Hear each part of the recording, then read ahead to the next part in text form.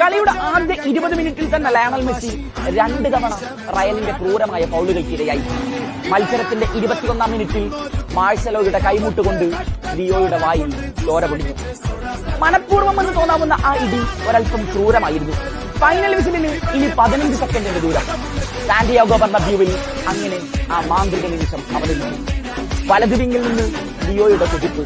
ആ കുതിപ്പിന് തടയിടാൻ റയൽ ഡിഫൻഡർമാരിൽ ഒരാൾക്ക് പോലുമായില്ല. Tony ക്രൂസും nacho ഫെർണാണ്ടസും മെസ്സിയുടെ ഇടങ്കാലിൽ നിന്ന് ഗോൾ വലയിലേക്ക് പന്ത് പായുന്നത് നോക്കി നിന്നു. കെയ്ലർ നവാസിന്റെ കൈകൾക്ക് തടഞ്ഞിടാനാകുന്നതിനും വേഗതയിലാണ് ആ പന്ത് ഗോൾ വലയിലേക്ക് പാഞ്ഞത്.